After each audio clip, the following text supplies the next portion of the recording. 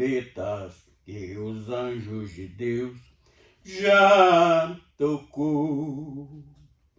Olha para o céu, lá nas nuvens, lá está o meu Senhor.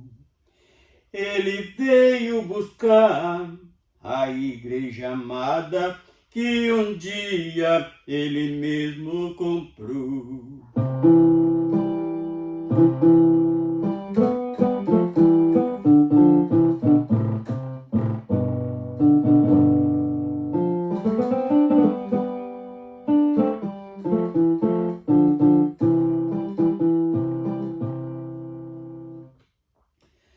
No primeiro toque houve saraiva e fogo, misturado com sangue que na terra lançou. Pode notar que a terça parte já queimou. E o segundo anjo também tocou. Houve uma coisa como um monte ardendo em fogo, e a terça parte no mar eliminou.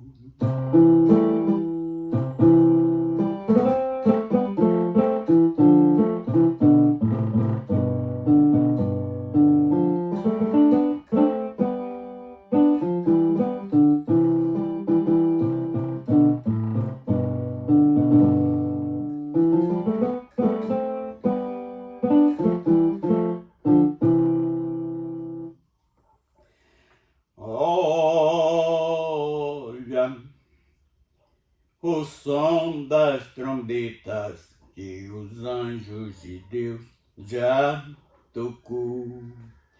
Olha para o céu, lá nas nuvens, lá está o meu Senhor. Ele veio buscar a igreja amada que um dia ele mesmo comprou.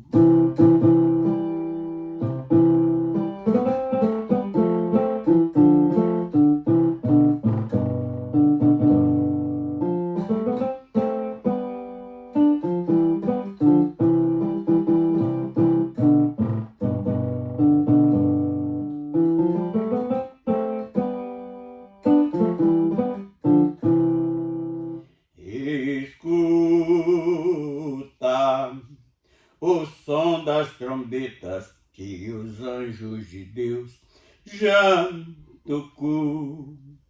Olha para o céu, lá nas nuvens, lá está o meu Senhor.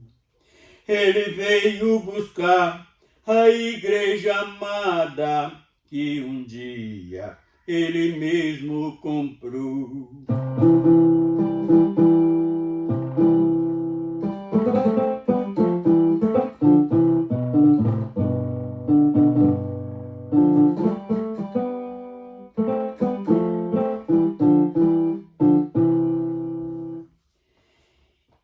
E em seguida, o terceiro anjo, quando toca,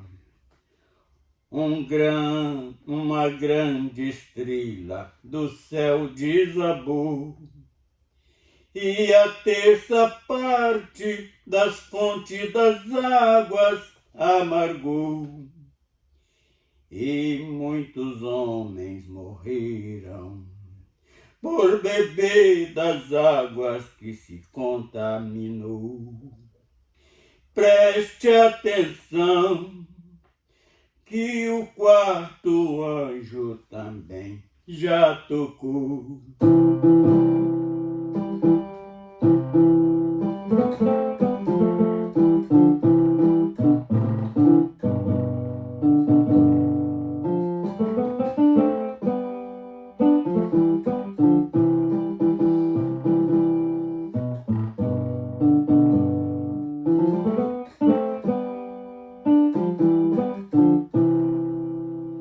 Escuta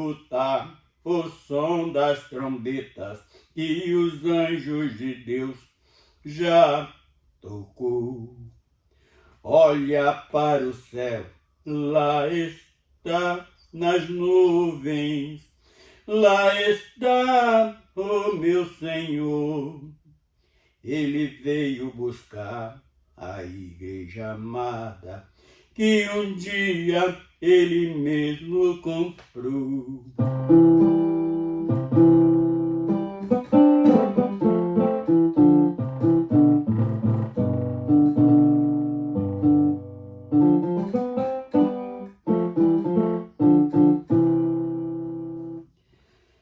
Toda a natureza já mudou, até o sol e a lua já modificou. Em muitos lugares escureceu, o sol não mais brilhou. Não sei por que o homem ainda não observou o que falou, para acreditar nos sinais que Deus já enviou.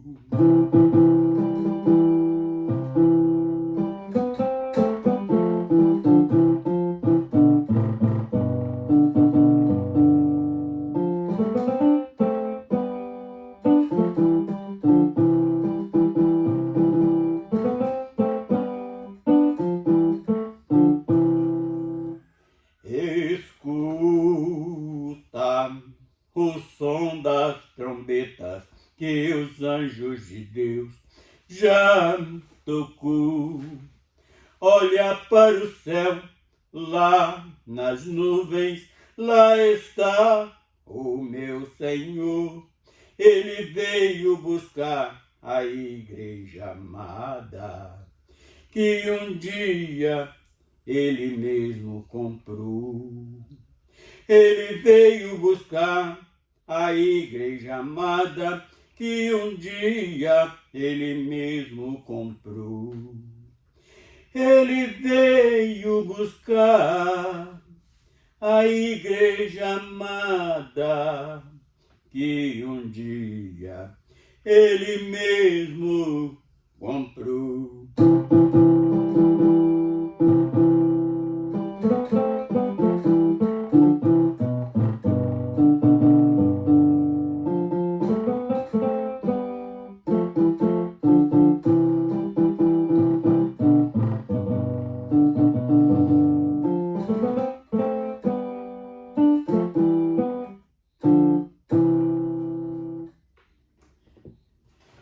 Seu Deus, nós, diante de Ti, mais uma vez,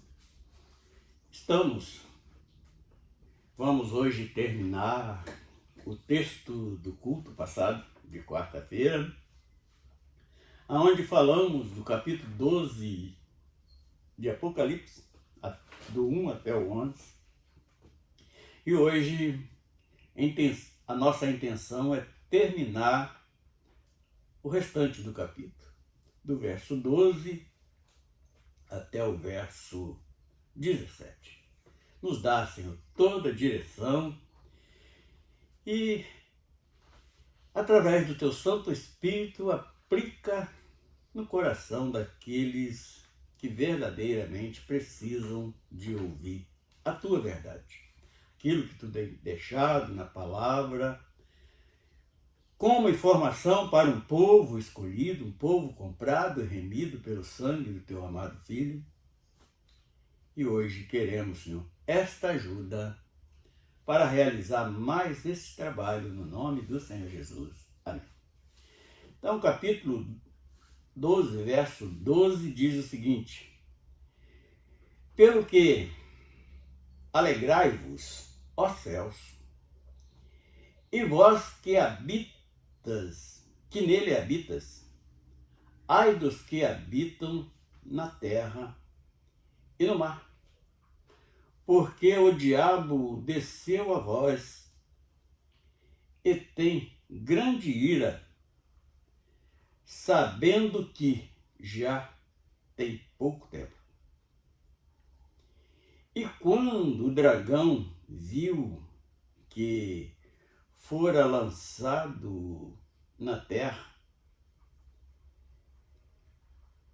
perseguiu a mulher que dera à luz o varão. O varão, e foram dadas à mulher 2 asas de grande águia, para que voasse para o deserto, ao seu lugar, onde é sustentada por um tempo e metade de um tempo, fora da vista da serpente. E a serpente lançou da sua boca, atrás da mulher, águas como um rio, para que pela corrente a fizesse arrebatar. E a terra ajudou a mulher, e a terra abriu a sua boca e tragou o rio que o dragão lançara da sua boca. E o dragão irou-se contra a mulher e foi fazer guerra ao restante da sua semente, os que guardam o mandamento de Deus e têm o testemunho de Jesus Cristo. Bendito seja o nome do Senhor. Então, na primeira parte desta mensagem, na quarta-feira, nós falamos a respeito da terça parte dos anjos que este grande dragão conquistou na sua estupidez de se voltar contra o Criador. Ali fez guerra nos céus, promoveu uma guerra, e o anjo Gabriel, com seus anjos, também combateu este dragão e expulsou do céu. Por que era necessário isto? Porque, como na nossa tradução nós conhecemos como Lúcifer, quer dizer portador de luz, ele era um anjo que tinha acesso ao trono de Deus, e ali vivia fazendo, vamos traduzir na nossa linguagem bem conhecida aqui no Brasil, vivia fazendo fofoca de um, de outro, e testemunho disto está lá no capítulo 1 de Jó, me parece que é no versículo 6, aonde, quando Deus reúne com os filhos de Deus, e ali também apareceu Satanás. E ali naquela palavra travada, quando Deus pergunta a ele se tinha observado o servo Jó, ele começa a lançar desafio. E a querer acusar Deus pelo sucesso que Jó tinha conseguido. E Deus permitiu aquela prova que o nosso irmão lá do passado passou. Mas hoje não é o caso, porque nós queremos terminar essa segunda parte. E também nós falávamos desta mulher que era perseguida para tragar o seu filho, que estava para nascer, que era a própria Maria, mãe de Jesus. E aqui na segunda parte, a partir do verso 12,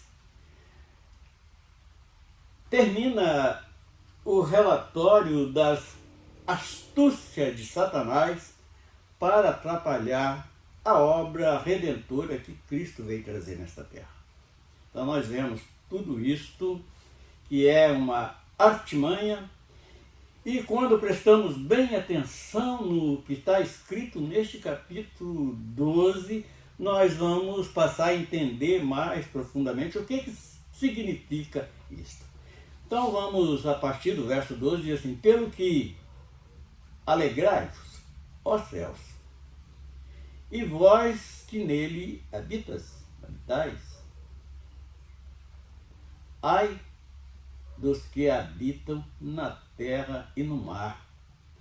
Porque o diabo desceu a vós e tem grande ira, sabendo que já tem pouco tempo. Então, a função dele, que nós descobrimos, é que ele ia ali, tendo acesso ao trono de Deus, ficar fazendo fofoquinha de um de outro, como se Deus não estivesse vendo todas as coisas. E sempre para acusar, a função dele é acusar. Ele incita o erro no homem, assim como aconteceu lá no Éden, e o homem cai nos enganos de Satanás, e ele ali vai, é aquele tipo daquele cara que a gente pensava que era amigo, mas é muito falso. Ele usa de conversa desajustada que ele promove com certas pessoas, e por inveja ele começa a querer fazer o seu nome em cima daquele outro. Assim era a astúcia. E outra coisa que nós descobrimos também na primeira parte, que ele, quando persegue o filho, esse varão nascido da mulher, ele usou com muito afinco a figura de Herodes, como tem usado em várias situações figuras humanas de várias maneiras. Como hoje também nós vemos sendo usado homens para sua estratégia para derrotar os servos de Deus, homens que carregam o título de pastor, profetas e tantas coisas, porque os falsos profetas eles dizem que é usado pelo Espírito Santo, mas na verdade eles são usados por Satanás, eles são usados por espírito das trevas. Aquele que era portador de luz, hoje ficou cego na verdade de Deus, ele não consegue enxergar, então ele prossegue enganando, usando pessoas gananciosas, pessoas sem amor, para estar atingindo os escolhidos de Deus. Então, e aqui neste verso 12 diz assim, ó, alegrai-vos, os céus. Então, quer dizer, quando aqui nós encontramos neste verso 12 mais um motivo para dar razão a Paulo quando ele diz que morrer era ganho, porque aqueles que morrem em Cristo, eles são levados para o seio de Abraão e ali vão ficar em um descanso até o dia do julgamento para receber o seu salvo-conduto que Jesus veio trazer para nós. Então, esse sangue que está no versículo 11, que foi derramado para nossa expiação, este é o selo que foi dado por Cristo para os salvos, aqueles que foram comprados e remidos no sangue do Cordeiro. E ainda prossegue o versículo 12 dizendo, ai dos que habitam na terra e no mar, porque o diabo, pode ver que aqui ele traz, nesse texto de capítulo 12, ele traz os títulos que o diabo tem, todos eles. Nós sabemos que ele é o anjo caído, que era portador de luz, por isso ele ganha nome de Lucifer na nossa tradução. Em outros lugares é Luzbel, 14 de Isaías, ele vai dar uma alusão a esse respeito. E ele é lançado logo aonde a primeira artimanha dele, que achou que tinha tido vitória contra o homem que Deus tinha criado sobre a face da terra, mas não. O homem desobedece, dando ouvido às suas mentiras, mas o nosso Redentor, ele dá uma saída, ele envia seu Filho para nos resgatar. E na terra e no mar, porque ele foi lançado na terra. Muita gente diz que a morada do diabo é no inferno. Não, ele ainda não está, porque ainda não foi julgado. Nós sabemos que já está, a sua sentença é clara que vai ser condenado para ser lançado nas chamas do sofrimento eterno, junto com todos aqueles que aderiram às suas estratégias, sua ganância, suas mentiras, vai ser todos lançados com ele no lago de fogo ardente, que vai arder com enxofre eternamente. E ele se volta tanto contra o homem, principalmente o escolhido, porque, como está no final deste versículo 12, o seu tempo já está acabando. Verso 13. E quando o dragão viu que fora lançado na terra, perseguiu a mulher que dera à luz o varão. Então nós sabemos que aquela família a qual Deus escolheu para ali Jesus vir a este mundo,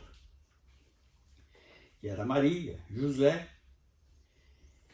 quando ainda Satanás agindo na pessoa de Herodes, persegue querendo matar o menino, e ali ele é levado, ele é escondido, que Deus envia o teu próprio anjo para o anjo Gabriel, que foi o precursor destas maravilhas, que era para ir para o Egito, porque Herodes queria matar o menino.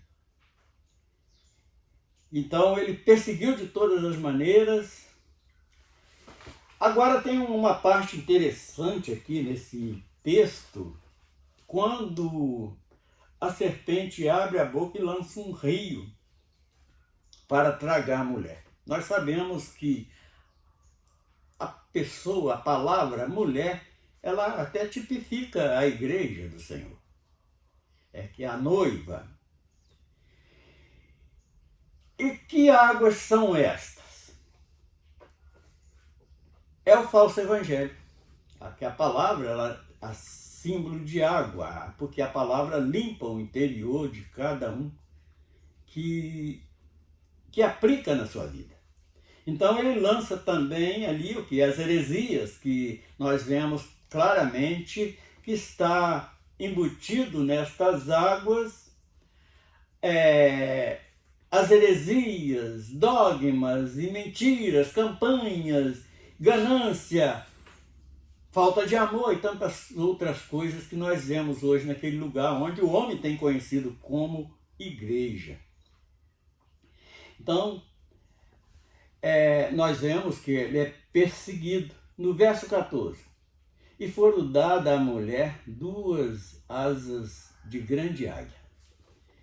Foi a maneira que Deus descreve a fuga daquela família da presença de Herodes, para que fosse para o deserto. Por quê? Porque deserto, nós sabemos que a palavra nos fala que ela foi para o Egito, mas deserto fala de um lugar onde não tem um ponto de referência. Herodes ali perdeu a referência de onde estava a mulher e o filho. Então nós vemos esse deserto desta maneira, que nós conseguimos enxergar hoje.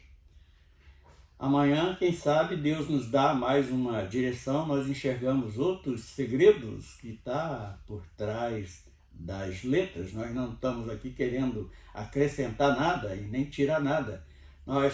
É um entendimento que nós alcançamos, que este deserto também fala de falta de informação para aquele que perseguia e para que voasse para o deserto, ao seu lugar, onde é sustentado por um tempo e tempos e metade de tempo.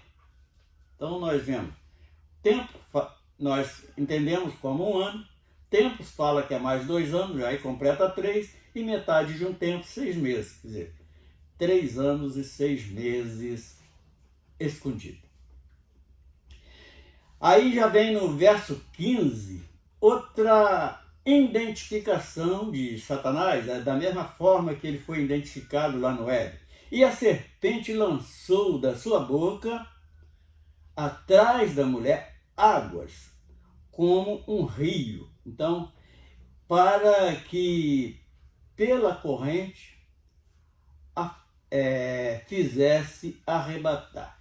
Então, esse rio que sai da boca da serpente, hoje eu estou tendo o entendimento que é este rio de palavras de mentira, de heresia, falsas profecias e tantas outras coisas que é lançado no meio da igreja para desvirtuar, assim como foi desvirtuada a família lá no Éden. E a terra ajudou a mulher, a terra que eu entendo como os servos de Deus que acreditaram, que creram, procuram estar se santificando, abriu a sua atrás e para abrir a sua boca e tragar o rio que o dragão lançara da sua boca. Então aqui nós vemos duas versões: serpente, agora dragão, que é o mesmo espírito, é o mesmo indivíduo, e que a terra essa eu entendo como os servos de Deus, que abre também a boca para tragar, para quê? Para desmanchar as mentiras que Satanás inventou, que jogou no meio das denominações que o povo conhece como igreja. E com isto a verdade de Deus vai sendo esclarecida, então vai tirando a dúvida dos escolhidos para não acreditar nas mentiras lançadas, que esse rio que é lançado para tragar, quer dizer, para condenar a igreja, para que Deus possa abandonar a igreja que o Filho dele comprou com tanto sacrifício e por um tão alto preço. E o último versículo diz o seguinte: e o dragão irou-se contra a mulher e foi fazer guerra ao restante da sua semente. O que nós entendemos disso? Tem dois pontos muito interessantes que nós devemos estar meditando. Primeiro, ali os remanescentes dos apóstolos foram todos perseguidos, mortos, presos. De toda maneira, eles foram perseguidos. E quem são esses? Só para testificar que é a igreja de Cristo, diz assim: guardar o restante da sua semente. Aqui, a partir desta vírgula, tem os que guardaram o mandamento de Deus. Quem é este? A igreja, os remidos de Cristo. E tem o testemunho de Jesus Cristo. É aqueles que é o verdadeiro cristão, aqueles que seguem os mandamentos, as doutrinas que Cristo deixou para nós. Então, e Satanás, ele não para de perseguir as nossas vidas. Por quê? Porque nós fomos libertados pela verdade. E, na verdade, nós queremos esclarecer a verdade para alcançar o restante da igreja que ainda não se definiu. Então, o Satanás, ele usa das suas artimanhas. Inclusive, nós vemos essa artimanha agindo a mil vapor, vamos dizer assim,